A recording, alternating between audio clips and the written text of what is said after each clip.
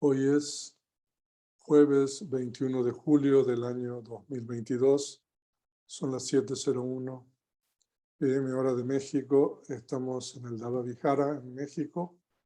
Y hoy vamos a continuar con la sexta clase del curso Cosmología Budista. Esta es la última lámina que vimos en la clase 5 el día de ayer. O sea, para continuar con lo que...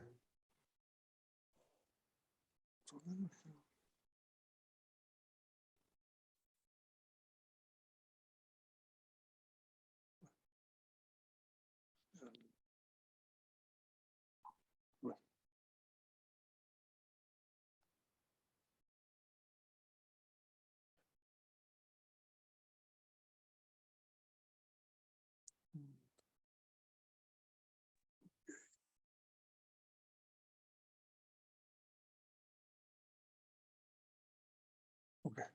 Entonces, esa es la lámina que nosotros, la última lámina de la clase número 5.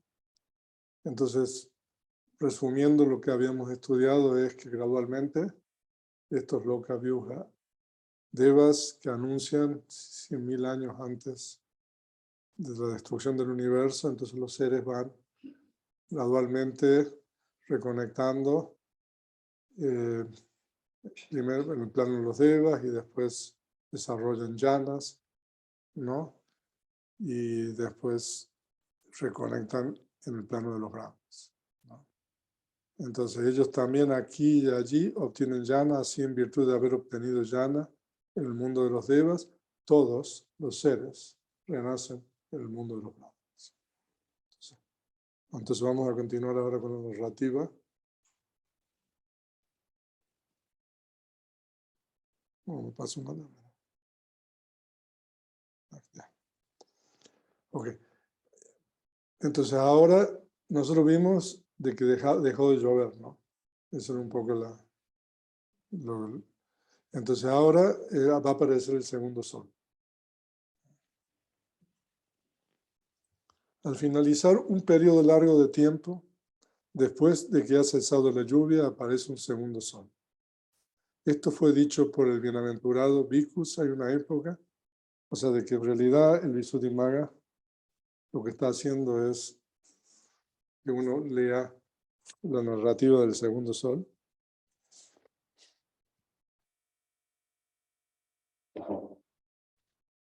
Bhikkhus, hay una época después de un periodo largo de tiempo, como ocurre en ocasiones, en la que aparece un segundo sol. Bhikkhus, después de que aparece el segundo sol, cualesquiera ríos y lagos que existen, estos se secan, se evaporan, desaparecen. Así, Bhikkhus, los fenómenos condicionados son impermanentes. O sea el Buda, lo que le interesa aquí es que uno comprenda la impermanencia, más que la cosmología, ¿no? Entonces, y cuando este segundo sol aparece, no existe la división de la noche, no existe la división del día. Un sol sale, otro sol se pone. El universo recibe ininterrumpidamente el calor del sol.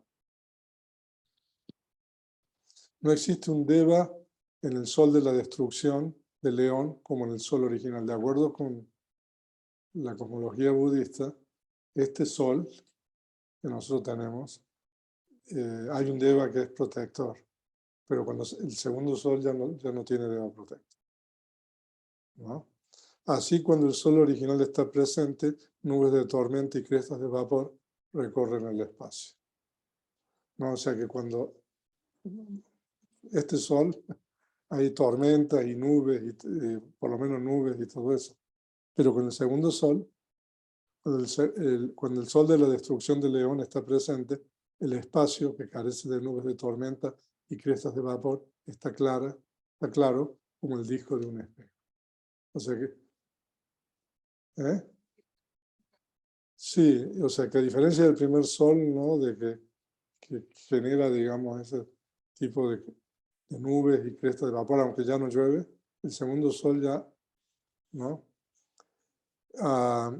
excepto en los 5 grandes ríos, el agua se evapora en los ríos menores restantes. Pues, ¿cuáles son los 5 grandes ríos?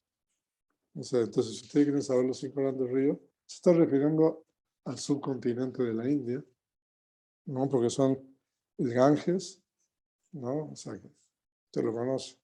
Yamuna, que es Nagadeli, ahí está el Yamuna, que es la Chiravati. La Chiravati es el río que pasa por donde estaba la capital del reino de Kosala, ¿no? Que era donde tenía el monasterio del Buda de Jetavana. Sarabhu y el Mahi. Mahi está hacia el centro de la India, cerca de Bhopal, por ahí. Esa zona.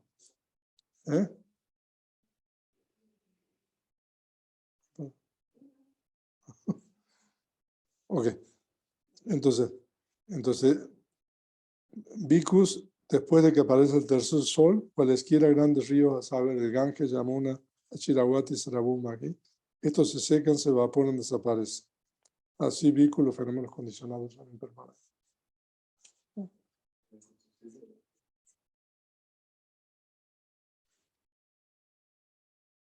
Pero yo creo que debe ser un problema de severismo. Porque los otros me oyen bien. Sí, venerable. Sí, venerable. Sí, venerable, yo lo escucho. Sí.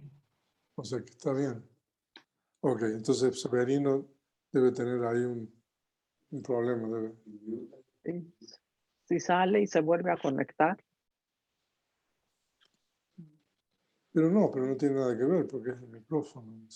Tal vez su volumen está Bueno. todo bajado. Ok, entonces ese es el segundo sol, ¿no? Y después, al finalizar un periodo largo de tiempo, aparece un tercer sol. Cuando este aparece, también se secan los grandes ríos. O sea, eso ya... A ver, perdón. Ah, claro, excepto los grandes ríos, en el segundo sol, ¿no?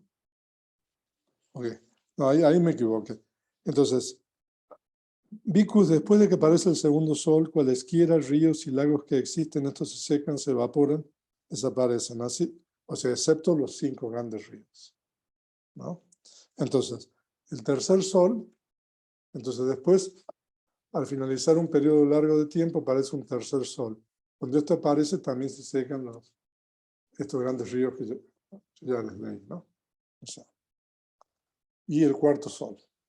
Después, al final de un periodo largo de tiempo, aparece un cuarto sol. Cuando esto aparece, se secan los 7 grandes lagos, las fuentes de los grandes ríos en los Himalayas, a saber, Sijapata, Hamsapatana, Kana, Mundaka, Rata, Kara, Raha, Anota, Raha, Charanta, Raha, Unala, Raha. O sea que son esos lagos que son la fuente de los ríos, o sea, del subcontinente de la India. Y después, al finalizar un largo periodo de tiempo, aparece un quinto sol. Cuando este aparece gradualmente, no hay suficiente agua como para cubrir un nudillo. No, o sea, ya se está acabando el mundo. Y después, al finalizar un periodo largo de tiempo, aparece un sexto sol. Cuando este aparece, todo el universo se convierte en una masa de vapor que absorbe toda la humedad. Y esto mismo ocurre con los 10.100.000 universos. O sea, de que esa era una pregunta que habían hecho. Todos los universos se destruyen. A ver qué dice el sexto sol del Sutta. Claro, hace mucho más, o sea, de aquí.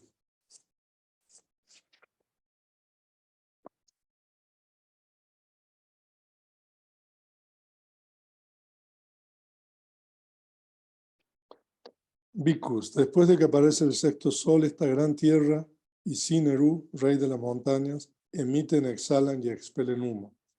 Así como Bhikkhus, el horno del alfarero, cuando primero se enciende, emite, exhala y expele humo.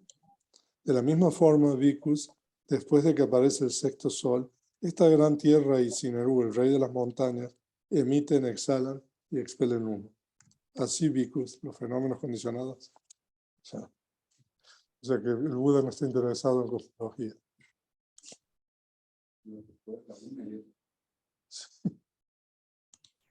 Y ahora ya con 7 soles. Después de finalizar un largo periodo de tiempo aparece un séptimo sol. Cuando esto aparece, todo el universo, junto con los 10.100.000 universos, se convierten en una flama. Los picos de Sinerú, que tienen cientos de yojanas, etc., se desintegran y desaparecen en el espacio. Entonces, ¿qué dice el Buda? Bhikkhus, después de que aparece el séptimo sol, esta gran tierra y Sinerú, rey de las montañas, arden, se incendian, son una sola flama. Y Bhikkhus, la flama de esta gran tierra y de Sinerú, rey de las montañas, que están ardiendo, que se están quemando,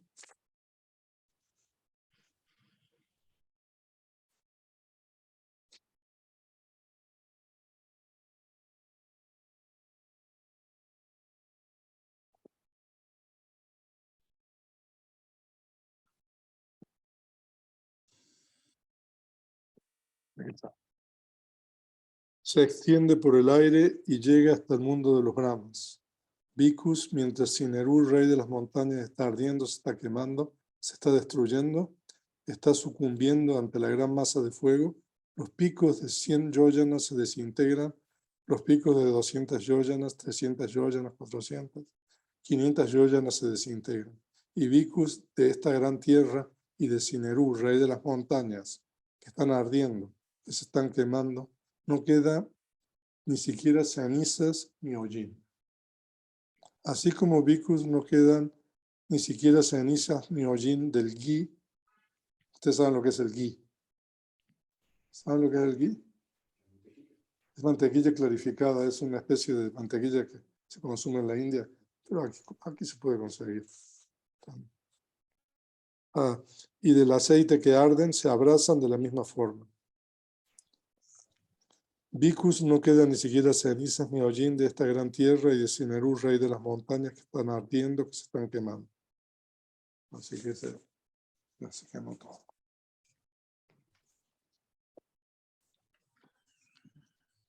Esta flama de fuego se eleva y alcanza el plano de los 4 grandes reyes. Aquí, después de haber incinerado las mansiones de oro, las mansiones de joya y las mansiones de gema, alcanza el plano de Tabatins, de los 33, que es el segundo plano de los devas. De esta forma, o sea, se va extendiendo, alcanza hasta el plano de la primera llana. Después de haber incinerado los 3 planos de la primera llana del mundo de Brahma, se detiene en el plano del brillo radiante. Y mientras existe una partícula atómica de materia, este fuego no se extingue. Pero cuando toda la materia se ha consumido, se extingue sin dejar, como dice ahí, se extingue sin dejar ni siquiera cenizas, como la flama que quema ghee o aceite. El espacio superior, junto con el espacio inferior, es una gran masa de oscuridad. Okay, o sea, de que se destruye. Ahí hay un término que es anumatam, o sea, de que sankara gatam ati, ¿no? O sea, que dice de que eso significa de las partículas atómicas, ¿no? Anu es un tamaño infinitesimal, ¿no? Entonces, el espacio superior junto con el espacio inferior es una gran masa de oscuridad.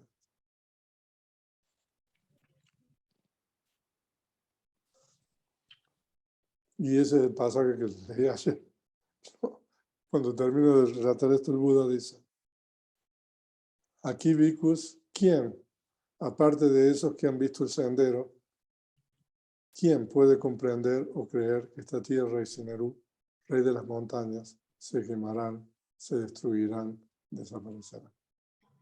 ¿No? O sea, es imposible de creer. Pero, excepto esos, Gita Pareji, o sea, se refiere a los que han visto el sendero. Y entonces ahí tenemos el gráfico ya con el universo destruido. O sea, de que hasta ahí se terminó todo. ¿No? ¿Ok? Y entonces, al final va a explicar esos 4 asankheyas, esos, desde qué periodo hasta qué periodo es cada uno de esos. Pero ahora entonces ya pasó un largo periodo de tiempo, ¿no? Como dice ahí, entonces ahora se va a recrear el universo. Después, al finalizar un periodo largo de tiempo, aparece una gran nube y primero llueve suavemente, luego sucesivamente llueven torrentes del tamaño de un tallo de loto, un palo, la mano de un mortero, un tronco de palmera, etc. Llueve llenando todas las áreas quemadas en los 10.100.000 universos y después la gran nube desaparece. Ahora, después se origina un aire debajo y a lo largo del agua que forma una masa compacta redonda como una gota de agua en una hoja de loto.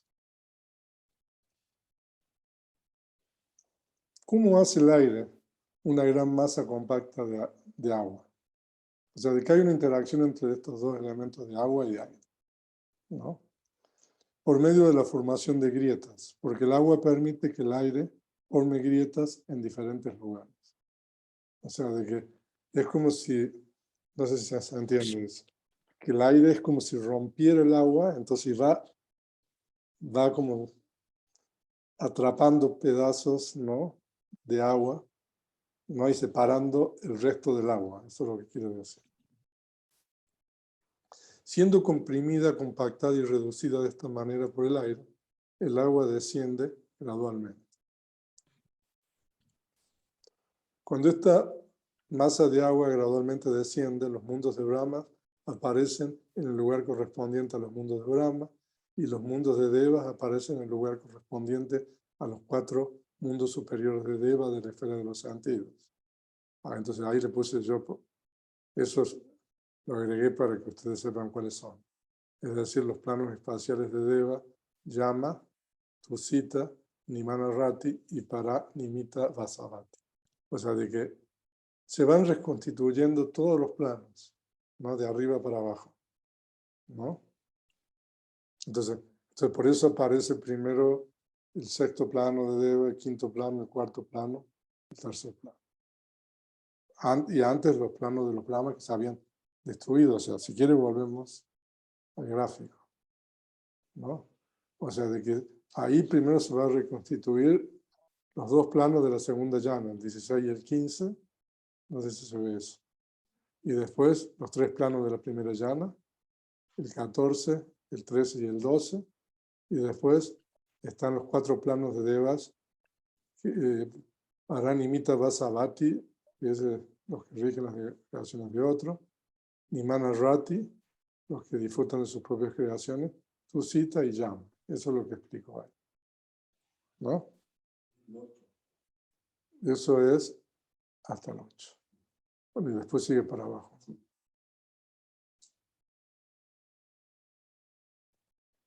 Pero cuando, claro, porque lo que va a contar ahora es cómo vuelve el plano humano y cómo son los primeros humanos. Entonces, por eso está separando eso de lo otro. Pero cuando ha descendido hasta el lugar de la tierra anterior, o sea, digamos, del plano humano, se originan fuertes vientos y atrapan el agua sin dejarla ir, como agua estancada en un recipiente de agua con la tapa cerrada. Cuando el agua dulce se va agotando, arriba se origina esencia de la tierra, la cual posee color, olor y sabor como una película seca arriba del arroz con leche. O sea, pero el Buda tiene que explicar esto de una manera didáctica, ¿no? Entonces, ahora, antes de continuar, porque los primeros humanos que van a aparecer ahora son seres de generación espontánea. Entonces, por eso yo he agregado aquí unas láminas para hacer una digresión, para explicarles a ustedes los 4 modos de origen, ¿no? O sea, es un sutta, bueno, eso es un sutta del Majjhima Nikaya, y también está en el Samgiti Sutta, eso en otras partes. Entonces, hay todos los seres de todos los planos se pueden originar de 4 modos, ¿no? Por medio de huevos, nacidos en el vientre, humedad y de generación espontánea. Entonces, los devas de los planos desde Tawatinsa para arriba y los brahmas siempre son de generación espontánea. Pero en el caso de los seres humanos, de acuerdo con los comentarios, por ejemplo, el comentario del Samgiti Sutta explica que tanto los seres humanos como los devas terrestres, porque también los animales, ¿no? Pero nos interesan los humanos ahora, pueden tener los 4 modos de origen. O sea, de que los seres humanos pueden generarse por huevos, en el vientre, como se generan ahora, humedad y generación espontánea. Entonces, los humanos al comienzo del león son de generación espontánea. Entonces, vamos a leer eso. Los seres humanos al comienzo del león son de generación espontánea, o pati. Ahora, en la literatura Pali, o sea, ustedes van a encontrar casos de humanos, ¿no?, que se generan por medio de la humedad. Por ejemplo, esta historia famosa es de Padumawati, ¿no? Y también, bueno, está Beluga Wati, y también hay otras cosas, ¿no?, que se generan, digamos, por medio de la humedad. Así que, y en los Yatakas y Crónicas, no me pidan la referencia. Lo que pasa es que si no, o sea, no termino. Pero los podemos encontrar, ¿no? En las Yatakas y las Crónicas se mencionan casos de humanos originados de huevo. O sea, de que ahora, si ustedes van al Museo de Antropología de Jalapa, no sé, algunos de ustedes han ido, hay una pieza que por eso quería compartir, porque eso es realmente, porque esto es una cultura de Olmeca, ¿no? O sea, de que aparentemente, o sea, ahí pueden leer, ¿no? Esa figura ovoide es una figura con forma de huevo, con un rostro humano, con rasgos olmecas en su centro. Puede tratarse de la representación escultórica del mito indígena Popoluca acerca de su origen, el personaje Homshus, o Homshus, quien nació de un huevo, ¿no? O sea, es increíble eso. Realmente, o sea, ustedes van a ir al Museo de Antropología, que realmente vale la pena ir, y vayan a ver esa pieza. Ahí, si quieren, ahí les puse un link para que puedan verlo un poco más ahí en la página del Museo de Antropología. O sea, de que es interesante, ¿no?, de que una cultura que aparentemente no está ligada para nada, no tengan ser un mito, una leyenda. Pero de acuerdo con el budismo, esto no es un mito. O sea, que, por supuesto de que ahora no debe haber eso, pero que haya habido. Así que, Y venerable, eso es del ese sur de municipio, Veracruz. el municipio que se menciona, Realmente eso Catemaco, es increíble.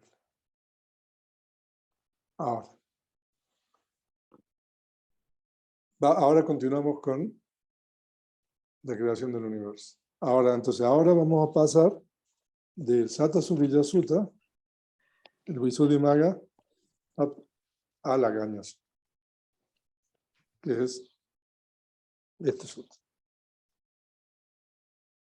Entonces, Los seres que primero renacieron en el mundo de Brahma, entonces estamos hablando antes de la destrucción del universo, ¿no? Que renacieron primero en el mundo de Brahma de brillo radiante, después de morir en ese plano. Entonces, debido a la expiración del periodo de vida o debido a la expiración del mérito, o sea, de que los seres pueden morir de acuerdo a 3 causas.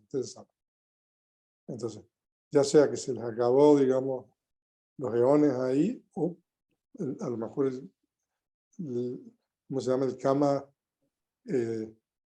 no les da para estar tanto tiempo ahí, eso quiero decir. Entonces aparecen aquí, en el plano humano. Ellos son autorresplandecientes y andan en el espacio. O sea, de que son, o sea, seres como voladores, o sea, ¿no? Se nutren de los nutrimentos mentales solamente. Esa es otra cosa. Se recuerdan los nutrimentos, ¿no? Entonces, claro, o sea, la Gaña Sutta, o sea, habla mucho más de eso. Pero si nosotros nos detenemos, no vamos a terminar. Entonces, ahora, pero quiero hacer otra digresión aquí.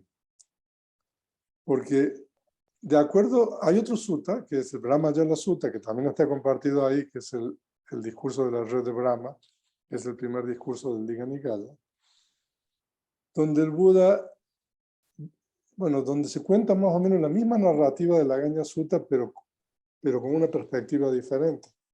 Porque en el Brahmayana Sutta, el Buda explica dónde viene la creencia en un ser creador, ¿no? Entonces el Buda un poco cuenta el origen del universo, pero para explicar la creencia en un ser creador. El Agaña Sutta cuenta el origen del universo para contar un poco cómo ha ido la evolución humana y todo lo demás. Entonces yo quiero hacer una digresión aquí para leerles unos pasajes del Brahmayana Sutta que son muy parecidos al de la Agaña Sutta, pero el Buda donde explica por qué hay seres, bueno, la creencia en un ser creador, ¿no? Que es uno de los ditis, de los 62 ditis. Entonces vamos a ver, ¿no? Entonces leamos qué dice ahí. En el Brahmayana Sutta, discurso de la red de Brahma, hay pasajes similares a la Agaña Sutta, discurso del conocimiento del origen, pero en lugar de explicar el proceso desde la aparición espontánea de los primeros humanos, se expone lo que se denomina creencia de eternalismo parcial, Ekacha Sasata Vada. A continuación compartimos esos pasajes relevantes del Brahmayana Sutta, ¿no? Donde el Buda explica de dónde viene esta creencia. Entonces, es más o menos parecido, pero ya van a ver el giro que le da. Hay bhikkhus, una época después de un largo periodo de tiempo, como ocurre en ocasiones, cuando este universo se disuelve o se destruye. Cuando el universo se está destruyendo, generalmente los seres renacen en el plano de brillo radiante, Avasana. Allí ellos son creados por la mente, se nutren de regocijo, resplandecen con su propia luminosidad, andan en el espacio, viviendo en esplendor y permanecen por un largo periodo de tiempo. ¿No? O sea, de que hay bhikkhus, una época, después de un periodo largo de tiempo, como ocurre en ocasiones, cuando este universo se expande, o sea, se está recreando el universo, porque todavía está en proceso de creación. Cuando el universo se está expandiendo, aparece una mansión vacía de Brahma, ¿no? Después, cierto ser, debido a la expiración del periodo de vida o debido a la expiración del mérito, habiendo muerto en el plano de brillo radiante, surge en la mansión vacía de Brahma. Si una mansión vacía de Brahma se refiere a un lugar en el plano humano, ¿no? Que después es ocupado por este primer ser que reconecta espontáneamente, ¿no? Allí es creado por la mente, se nutre del regocijo, resplandece con su propia luminosidad, anda en el espacio viviendo en esplendor y permanece por un largo periodo de tiempo. O sea, de que ese es el primer humano, digamos, ¿no? Que reconecta del plano ese de brillo radiante, ¿no? Y es como si fuera un Brahma, o sea, lo único es que es un humano. Debido a la residencia por mucho tiempo en este plano humano, solitario, insatisfacción. A ver, ¿qué pasa que no veo bien? Insatisfacción y anhelo. A ver. Debido a la residencia por mucho tiempo allí, surge en ¿no? En este ser, que está solitario, insatisfacción y anhelo. O que otros seres también vengan a este lugar. Entonces, después otros seres también, debido a la expiración del periodo de vida o debido a la expiración del mérito, habiendo muerto del plano de brillo radiante, aparecen en la mansión de Brahma, acompañando a este ser, ¿no? Allí también ellos son creados por la mente, se nutren del regocijo, resplandecen con su propia luminosidad, andan en el espacio, viviendo en el esplendor y permanecen por un largo periodo. ¿Ok? Entonces ya hay más. Ahora eso bien. Allí Bhikkhus es el ser que surgió primero, piensa así. Yo soy Brahma. A ver, no me salte una. Sí, es la misma, ¿no? Ya lo leímos eso, ¿no? No lo leyó.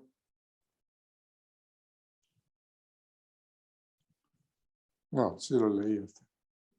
Sí, o sea, entonces este ser, ¿no?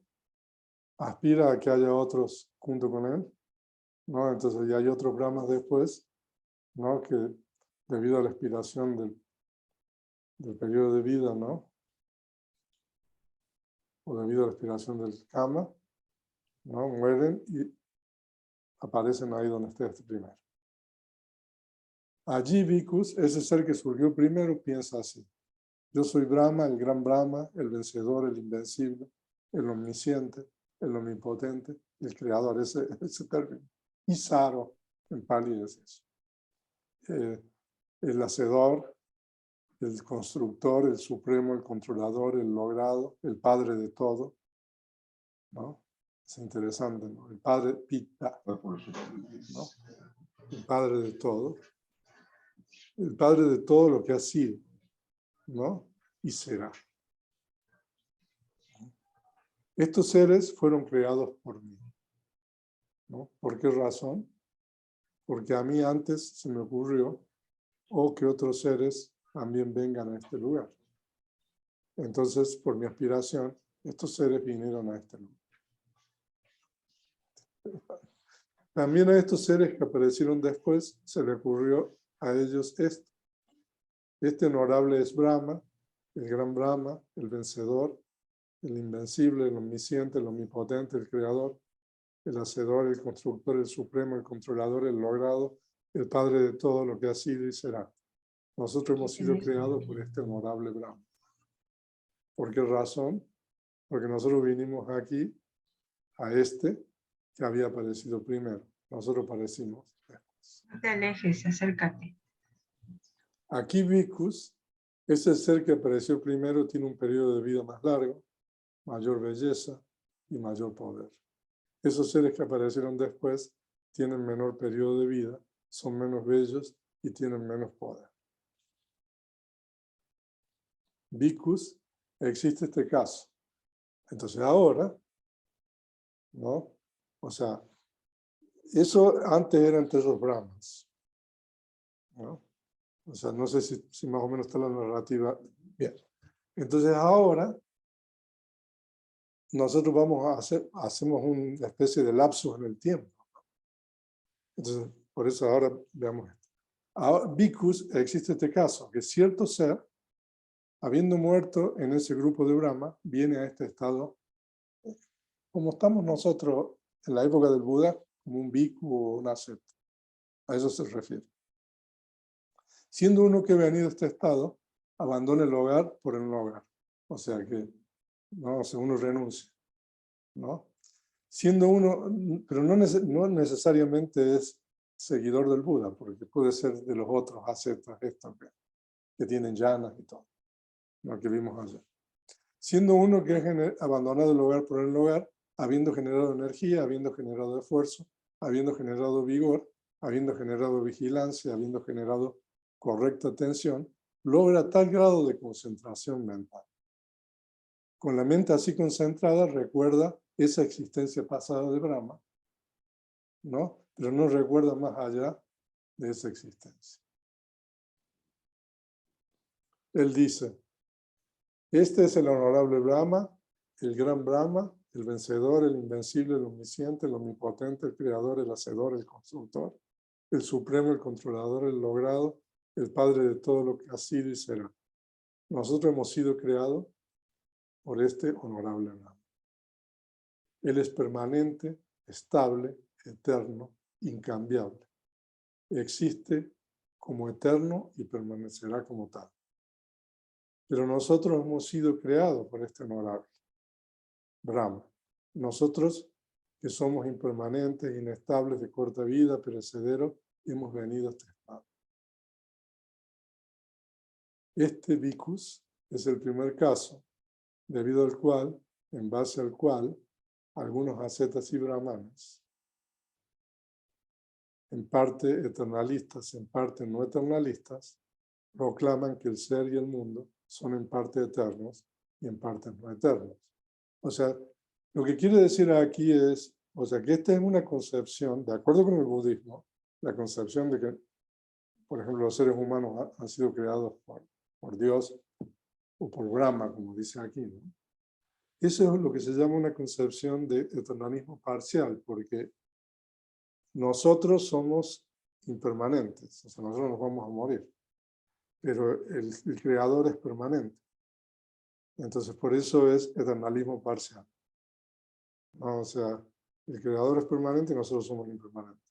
Entonces, bueno, esa es una de las 62 concepciones erróneas de acuerdo con el budismo, ¿no? Entonces, esa es la explicación que el budismo da de dónde viene esta creencia, ¿no? De que este asceta o brahman tiene llamas, puede recordar, ¿no? Pero no puede recordar más atrás de ese momento, ¿no? En que apareció después de ese Brahma que había aparecido primero. Sí. Y en tantas conferencias que usted ha dado, que le han preguntado esto, y a lo mejor personas de otra religión o de otro, algún auditorio diverso, le han preguntado esta... Lo que pasa es que no ha dado muchas conferencias sobre esto. No. O sea, una vez dimos un retiro sobre las creencias, pero lo que pasa es que como hay que estudiar tantas cosas, ¿no? O sea, esta es una de las 62. Entonces uno... Pero ahora justo coincide, porque como estamos estudiando la cuestión de la creación del universo, y entonces uno empalma estos dos discursos, ¿no? Pero bueno, a lo mejor puedo dar una conferencia. No, organizan. No, o sea, bueno, pero, o sea, este sutta, el Brahmajala Sutta es muy famoso, o sea, en el budismo. O sea, supongo yo de que muchos bhikkhus y también laicos se han hablado sobre esto. Bueno, esas fueron las dos. Hicimos dos digresiones hoy día. La primera fue sobre los 4 modos de origen y la segunda fue sobre la creencia, ¿no?, de un ser creador. Entonces ahora continuamos con el Aganya Sutta, ¿no? Entonces, como se menciona en el Aganya Sutta, eso lo dice Buddhaghosa, ¿no? Ellos, después de probar, entonces ellos eran luminosos, resplandecientes, andaban en el aire y todo lo demás, pero se recuerdan que había aparecido esa capa, ¿no? Entonces, bueno, la nata es. Entonces, bueno, aquí está mucho más explicado. Pero entonces dice que entonces ellos, a uno se le ocurrió probar, ¿no?, con el dedo eso, y les gustó el sabor, ¿no? Entonces, dominados por el deseo, no solamente ya con el dedo, sino empezaron a comer pedazos de esa esencia de la tierra, ¿no? Y cuando empezaron a hacer eso, sus autoluminosidades desaparecieron y hubo oscuridad. Habiendo visto la oscuridad, ellos se atemorizaron.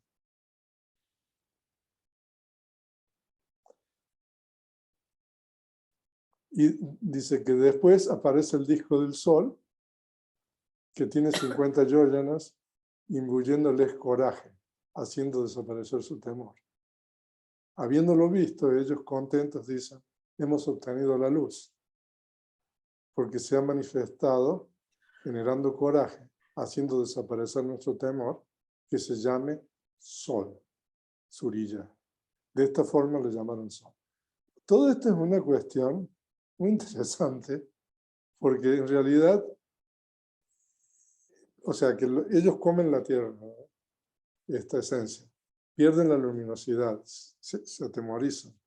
Entonces después, o sea, hay que ver cuánto tiempo habrá pasado, aparece el sol.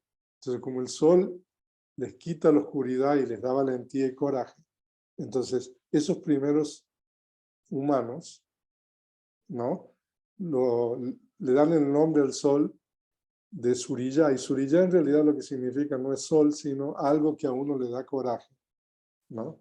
Etimológicamente, o sea, todo es una cuestión etimológica, ¿no? Surya es algo, ¿no?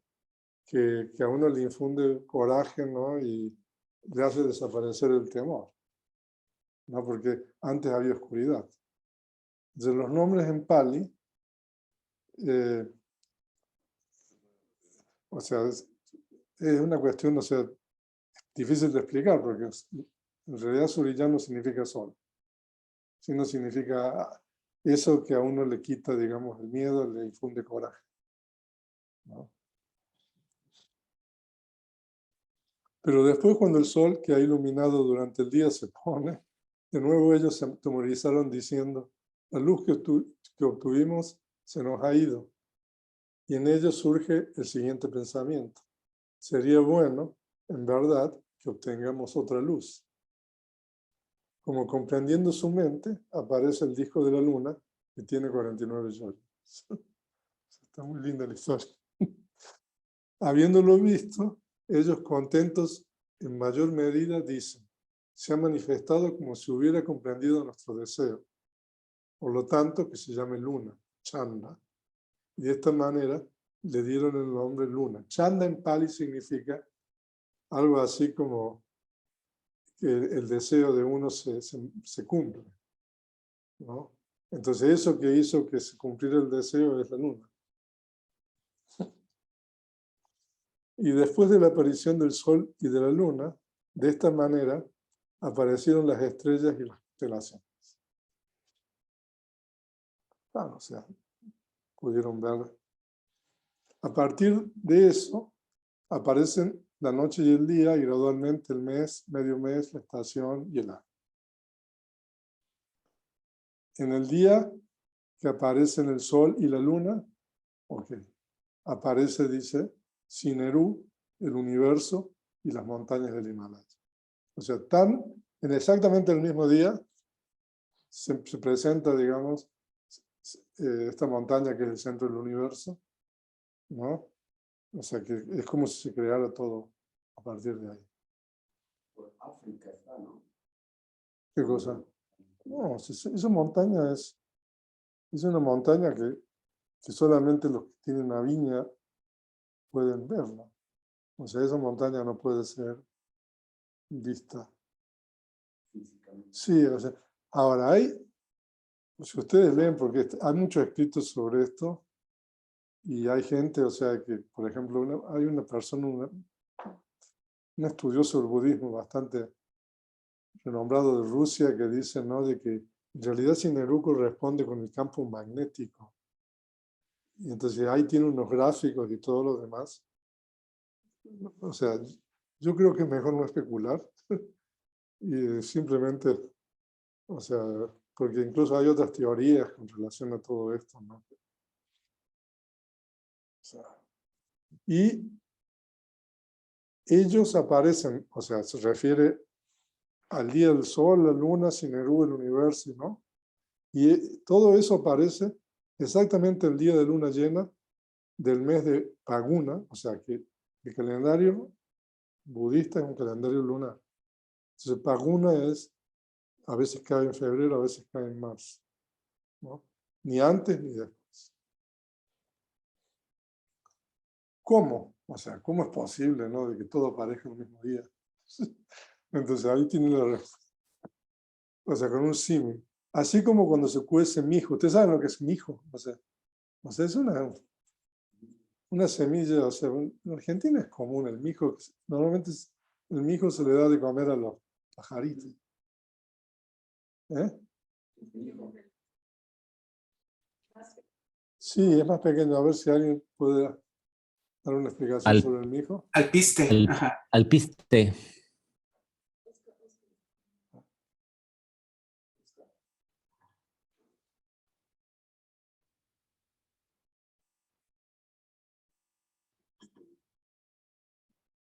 ¿Alpiste es lo mismo que mijo?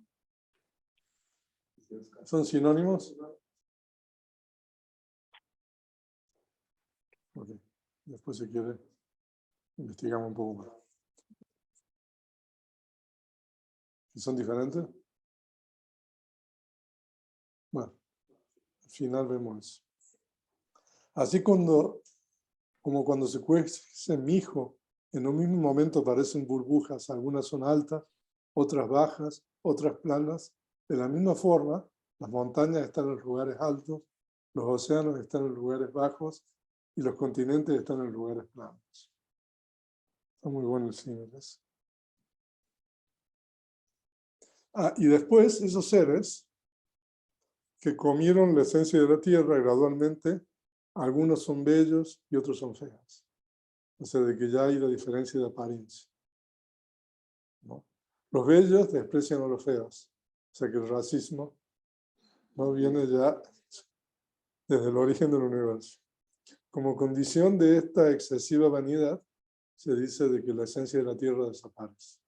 O sea que debido a esos estados insanos de los seres, le van desapareciendo todas las cosas buenas, entre comillas, que tenían al comienzo, ¿no? Y van apareciendo otras cosas y después los seres llegan a un punto que ya dicen, no, lo que teníamos antes era mejor. Entonces un hongo terrestre aparece y después también desaparece de la misma forma. O sea, de que vamos a seguir un poco ¿no? Primero la esencia de la tierra. Después aparece un hongo terrestre, ¿no? Y lo comen y después se van diferenciando más los seres. Entonces, debido a esa excesiva vanidad, desaparece eso y aparece una planta trepadora, ¿no? Que también desaparece de la misma forma, ¿no? Se van consumiendo distintas cosas. Y después aparece arroz, maduro no cultivado, ¿no? Entero, sin cáscara, puro, fragante, el arroz fruto. O sea, de acuerdo con el Agaña Sutta, los seres se alimentan del arroz y al otro día ya ha crecido de nuevo y pueden alimentarse de nuevo. Sí, exactamente eso. Sí, ya, o sea que imagínense. Eso todo está explicado en detalle en el Agaña Sutta. Y después aparecen los recipientes. Después de poner el arroz en la vasija, ellos la colocan sobre una piedra y una flama aparece espontáneamente y lo cocina. El fuego, Prometeos, ¿no? En la mitología griega, ¿no? Y Prometeo, ¿no? Este arroz es como la flor del jazmín. No se requiere cocinarlo con salsa o con curry. Este adquiere el sabor que desea la persona que lo come. Imagínense. A partir de que comen esta comida sólida, aparecen la orina y el excremento. Después se les abren las heridas abiertas para permitir la salida de estas. Aparecen la masculinidad en el hombre y la feminidad en la mujer. O sea que, de acuerdo con el Abhidhamma, la feminidad y la masculinidad, una de esas dos propiedades materiales, es una propiedad producida por el Kama que aparece en el momento de la reconexión, excepto en el origen del universo. Y en el Abhidhamma-Avatara, que eso hemos traducido no sé cuántos capítulos, está explicado un poco eso. Después, la mujer considera en demasía al hombre y el hombre considera en demasía a la mujer. Debido a la condición de considerar en demasía, surge la fiebre de la sensualidad. Entonces se dedican a la actividad sexual. Debido a esta práctica contraria al Dhamma, ellos son censurados, criticados por los sabios. Entonces ellos construyen casas para ocultar esto que es contrario al Dhamma. O sea, de que entonces se va explicando, y de ahora después viene la propiedad privada y todo. Morando en casas, gradualmente ellos adoptan la práctica de otro hombre perezoso y comienzan la acumulación de comida. A partir de esto, el arroz aparece envuelto en cáscara y polvo rojo y no vuelve a crecer en el lugar donde fue cultivado. Habiéndose reunido, ellos se lamentan. Oh señores, cosas malas han aparecido en los seres. En el pasado nosotros éramos creados por la mente. O sea, esto se debe expandir de acuerdo con la Gaña Sutra. A ver si encontramos eso.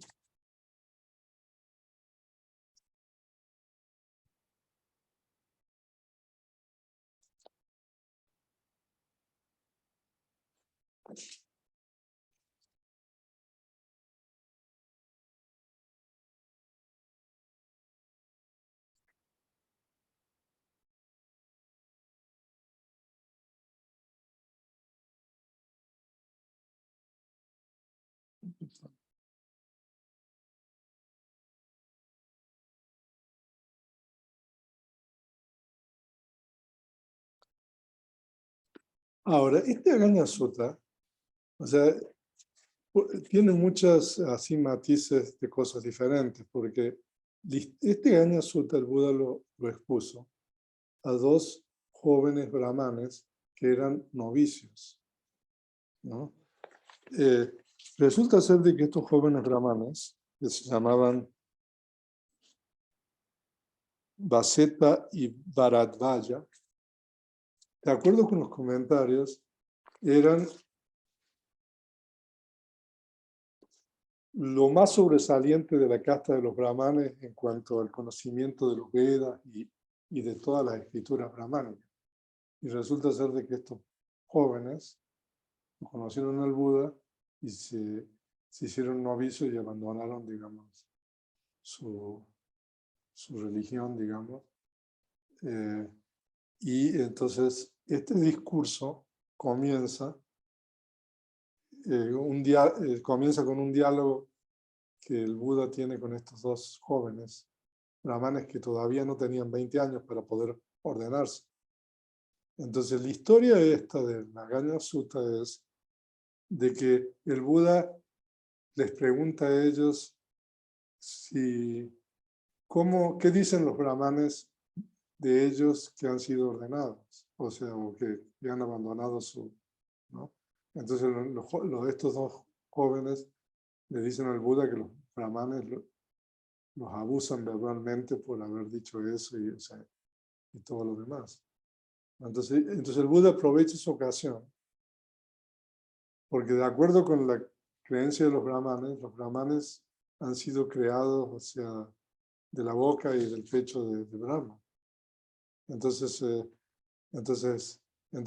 un poco la historia de esta es para demostrar que en realidad uno no es mejor por una cuestión de la casta, sino por sus acciones, ¿no? Porque en realidad un poco el punto final de todo esto es de que son las acciones lo que hacen que los seres sean buenos o malos, ¿no? Pero es muy interesante, ¿no? Cómo el Buda va desarrollando esta narrativa, ¿no? Y porque también en el fondo el Buda quiere demostrar, ¿no? Que la casta de los katillas o de los nobles a la cual él pertenece es mejor que la casta de los brahmanes, ¿no? Pero en un sentido convencional, el Buda dice, o sea, y explica por qué. Entonces, por eso, la creación del universo va a llegar a un punto, ¿no? Donde se crean, digamos, las castas, ¿no? Y entonces ahora vamos a llegar a eso. Pero lo que el Buda, o sea, es una doble narrativa. Por un lado, de que los seres son mejores cuando practican el Dhamma, porque hay un estribillo ahí que no hay nada en el mundo que sea tan bueno como el Dhamma, ¿no? Y que lo que diferencia a los seres, y ahí hablan, ¿no? De que, o sea, si un brahman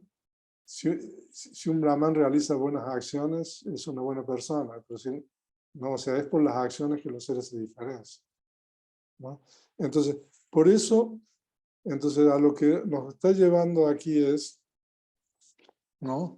A cómo va, digamos, la humanidad decayendo, ¿no? Entonces, si quiere después al final vemos. Entonces, todas estas cosas malas pasaron. Entonces el pasado era mejor que el presente, ¿no? Y entonces para protegerse después, o sea, tienen que establecer lindes de propiedad, ¿no? Entonces luego cierto hombre se apropia de una porción que no ha sido dada de otro ser. Y después de reprenderlo 2 veces, la tercera vez lo golpean con las manos, piedras y palos. Ahora es interesante porque también en el Chakravarti Sutta, la primera acción, la primera transgresión ética que se menciona es también la cuestión del robo, ¿no? O sea, y después vienen todas las otras transgresiones. Entonces, cuando el robo, la reprimenda, la mentira y el uso de palos han aparecido, ellos se reúnen y consideran. Y si nosotros elegimos un ser que justamente reprenda a ese que debe ser reprendido, que censure a ese que debe ser censurado, que destierre a ese que debe ser desterrado, nosotros le daremos a cambio de este trabajo una porción de arroz. O sea, de que entonces ahora es para poner orden en el mundo, ¿no? Entonces tienen que elegir a alguien que ponga orden. Entonces, entre los seres que en este eón primero habían establecido este acuerdo estaba el bienaventurado, que en ese entonces era un bodhisattva, quien en esa congregación, entre esos seres, era el mejor parecido, el más atractivo, el más poderoso, dotado de inteligencia y con la capacidad de realización y control. Después de acercarse y solicitarle, ellos lo eligieron, porque fue elegido por la mayoría de la gente, fue Mahasamata. O sea, es el nombre del primer rey, ¿no? Que en realidad Mahasamata significa, ahí explica, Mahayanena Samato. O sea, Mahayanena significa por la mayoría de la gente, digamos, por unanimidad, digamos. Samato, porque fue elegido. Por eso, o sea que Mahasamata significa uno que fue elegido por la mayoría de la gente. Entonces fue el primer rey. Pero no solamente era el rey, sino que también era el señor feudal, digamos, el señor de los campos. Entonces, porque Katilla, que es la segunda casta, Katillas, ¿no? Literalmente significa uno que, Adipati significa señor. Keta, ¿se recuerda? Ayer vimos Keta, el campo de Buda. Bueno, aquí Keta se refiere a las tierras arables cultivables, ¿no? Keta también puede significar campo, así como entonces de ahí se deriva el término Katilla. Literalmente era el que era propietario, digamos, de las tierras, ¿no? El señor de las tierras. Entonces el primer rey se llamaba Mahasamata, era Katilla, y ahora bueno, todavía no mencionó lo del rey, pero como deleitaba a otros con justicia y equidad, fue Raja.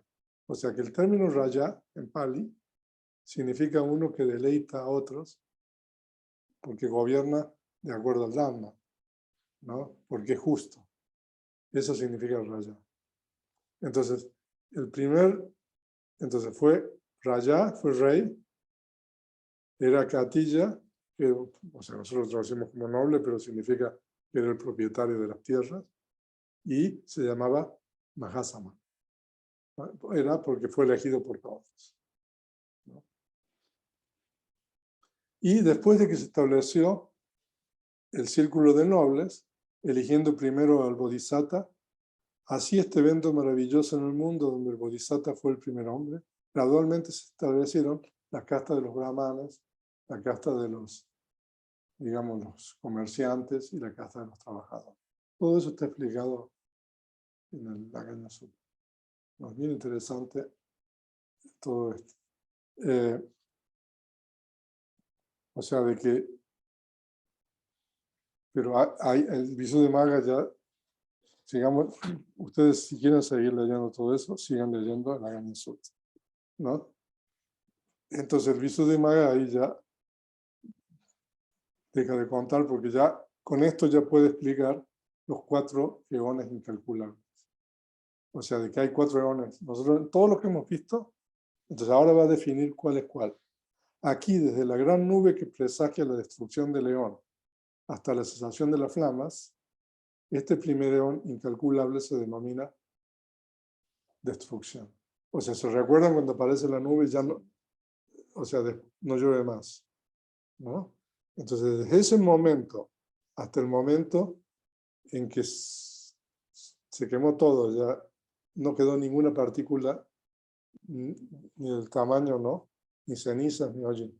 Eso es lo que se llama el eón en, digamos, en estado de destrucción, es el primero.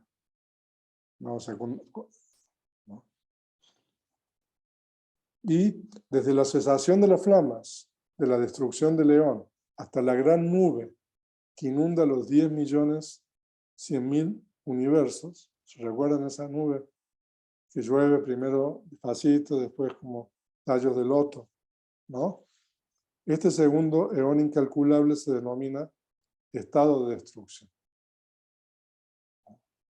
¿Okay? O sea que ya está destruido. O sea, entonces permanece destruido hasta ese punto. Y desde la gran tormenta hasta la aparición del sol y la luna, y también cuando aparece el sol y la luna vimos que aparece todo lo demás, este tercer eón incalculable se denomina evolución. O sea, de que ya hay ahí seres humanos, ¿no? Luminosos. No, ya perdieron la luminosidad. Sí. Y desde la aparición del sol y la luna hasta la gran nube que vuelve a presagiar la destrucción del eón, este cuarto eón incalculable se denomina estado de evolución. Entonces, para que ustedes puedan ver, ahora he hecho un cuadro. Estos 4 incalculables corresponden a un gran eón. De esta forma se debe entender la destrucción por fuego y la reconstitución, ¿no? Entonces, esa es la última lámina. Entonces, ahí ustedes tienen cómo se delimita, ¿no? El eón en proceso de destrucción, desde la gran nube que presagia la destrucción del eón hasta la cesación de las flamas, ¿no? Este es el primer eón incalculable. Desde la cesación de las flamas, de la destrucción del eón hasta la gran nube que inunda los 10.100.000 universos, este es el segundo eón incalculable. Desde la gran tormenta hasta la aparición del sol y la luna, este es el tercer eón incalculable. Y desde la aparición del sol y la luna hasta la gran nube que, o sea, se repite la historia, ¿no? Que presagia la destrucción del eón, este es el cuarto eón incalculable. O sea, de que nosotros ahora ya hemos aprendido la destrucción por fuego y la reconstrucción del universo. Entonces, eso es todo por hoy. Mañana vamos a estudiar las otras 2 destrucciones, ¿no?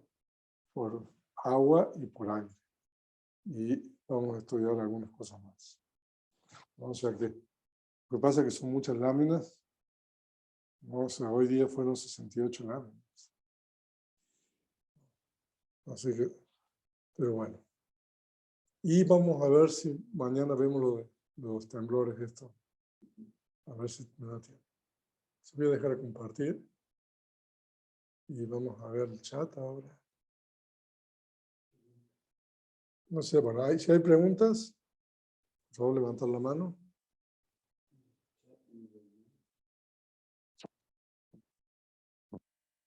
A ver, Fernando.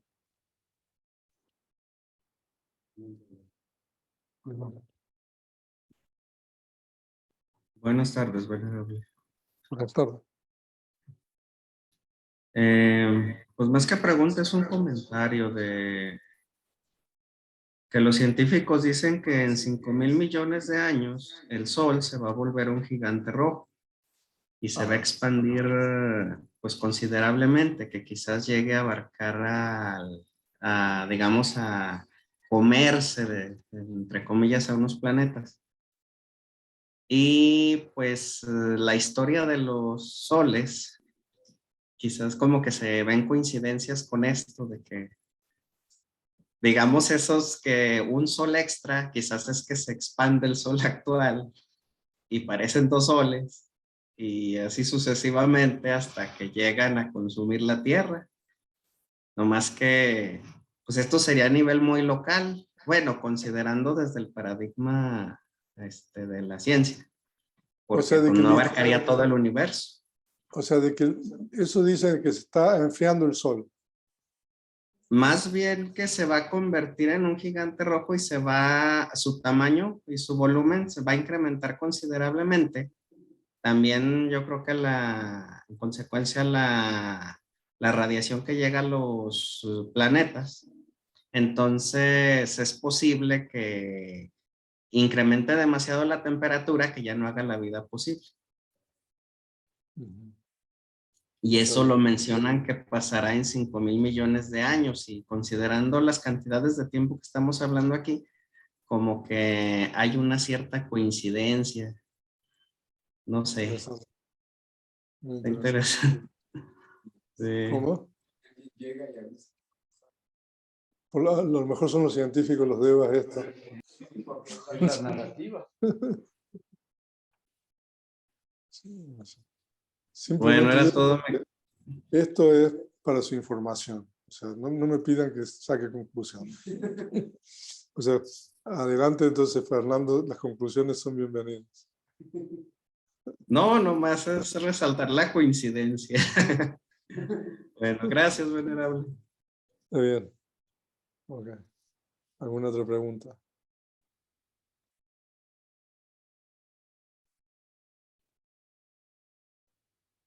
Pero bueno, hemos estudiado la cosmología budista, ¿no? Sí. A Severino. A ver.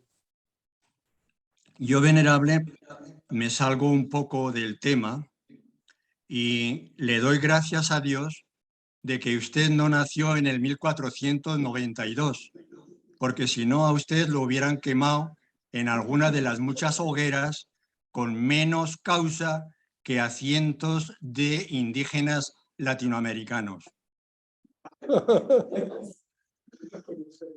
¿Cómo?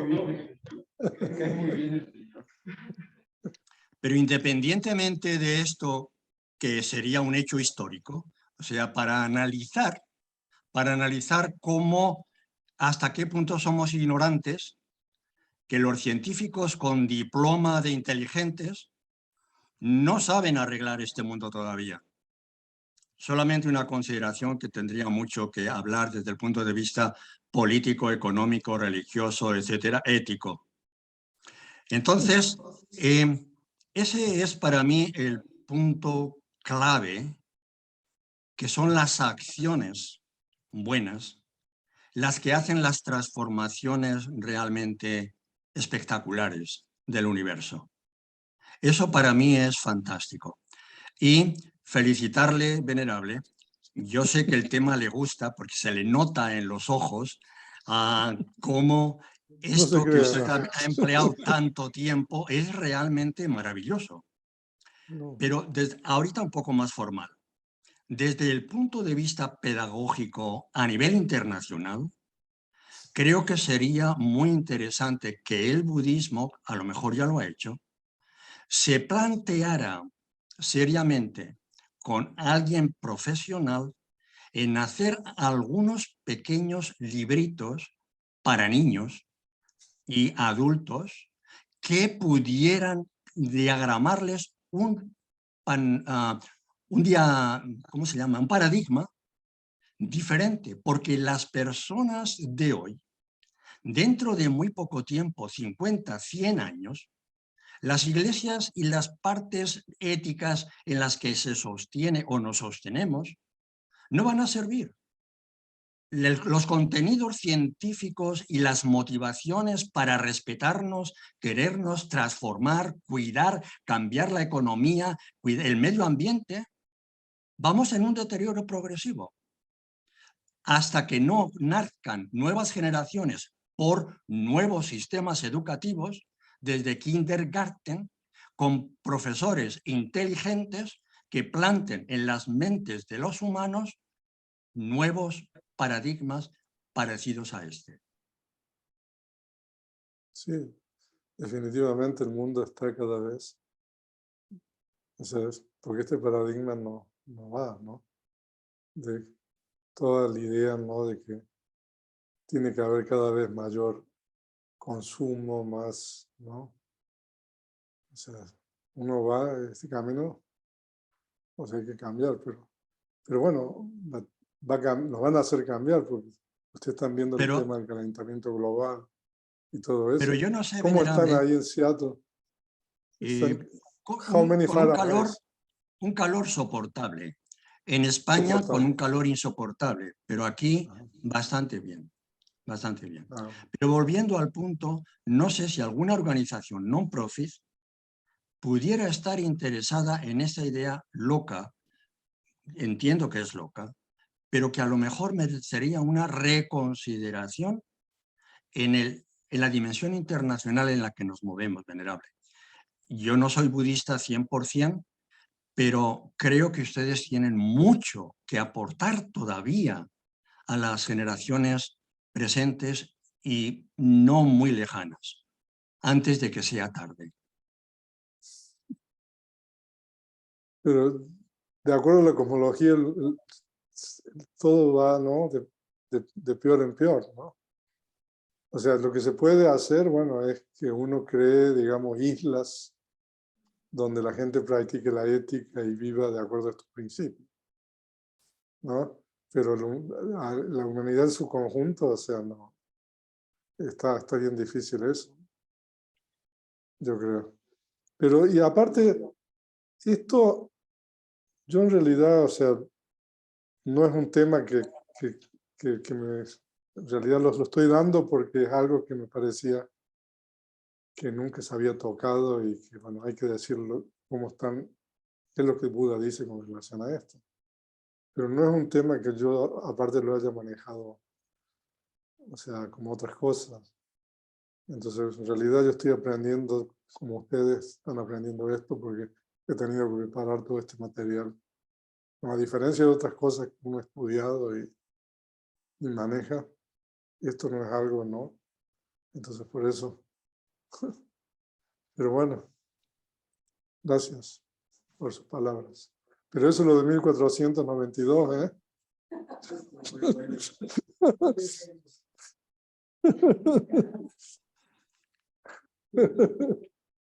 Okay. O a lo mejor nací y ahora... Ok. ¿Algún otro?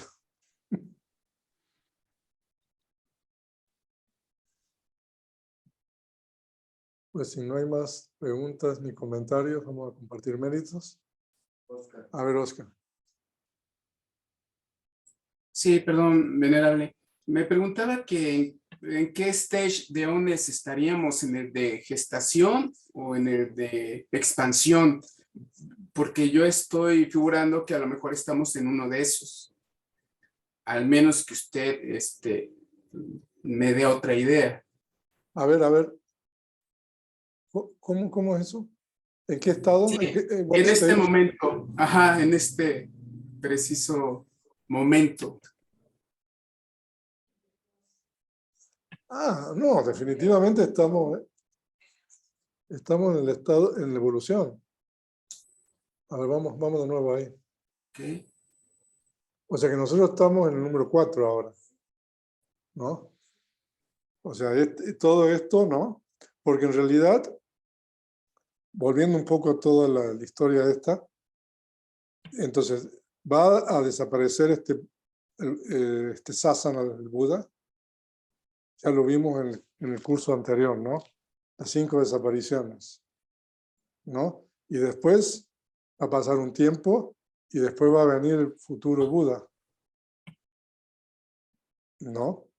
Y después el futuro Buda va a enseñar, descubrir el Dhamma, enseñar, y va a pasar lo mismo hasta que se destruya, ¿no? Entonces, después que se acabe la enseñanza del futuro Buda, entonces va a ocurrir la destrucción de este eón. O sea, que son periodos incalculables de tiempo aún. ¿No? Sí. Ya estamos en este eón, ¿no? Ya ha habido 4 Budas. No sé si está claro. Sí, está claro. Sí, y ¿A eso se refiere? a eso me refiero. Y vaya, el comentario de que sí está muy interesante y cada que le escucho hablar de estos eones y de que se va a acabar y no deja de circular en mi mente de que yo no quiero estar ahí, yo no quiero estar ahí, yo no quiero estar ahí, no me pasa otra cosa más. Estás muy interesante, pero ese pensamiento me da vueltas y me da vueltas. Y vaya, Pues solo después les podemos hacer, o compartir. sea, una especie de reunión entre los que tomamos este curso, ¿no? O sea, como las escuelas, ¿no? O sea, no sé, o sea, que se reúnen, ¿no? Después que pasaron 20 años, todos los alumnos, ¿no? A comentar, o sea, como dice Severino, fue histórico esto, ¿no? Entonces podemos hacer eso, ¿no? Pero dejemos pasar un tiempo para hacer decantar un poco todo lo que hemos asimilado, ¿no? Y a ver qué sacamos de todo esto, ¿no? Sí, En serio lo digo. O sea, sí. ¿ok? O sea, que tomemos bien todos los nombres de todos los participantes. Hecho. A ver, Judith. Gracias.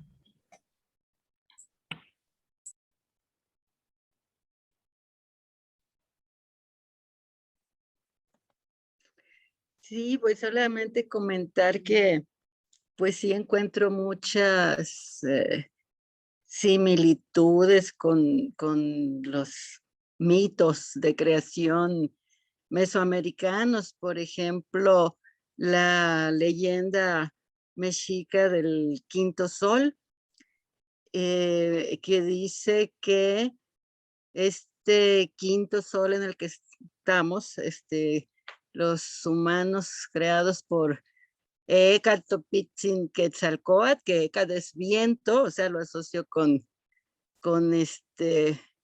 los primeros brahmas que reconectan, que vienen de aire, pues, y que comen esa esencia, esa nata de la tierra, ¿no?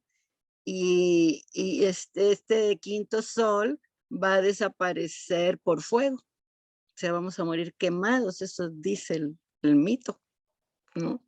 Entonces me sorprenden esas coincidencias, eso es lo que les quería comentar. Sí, porque aún si, bueno, suponiendo que uno muera quemado, pero el paradigma de la reconexión, entonces uno va a reconectar en otro lado, ¿no? Ujú, ujú. O sea, de que en realidad eso también es otro tema, ¿no? Que hay que tener presente, ¿no? Que los seres nunca desaparecen, ¿no? Muy bien. Entonces vamos a compartir méritos. Que todos los seres compartan estos méritos que nosotros hemos obtenido para la adquisición de todo tipo de felicidad.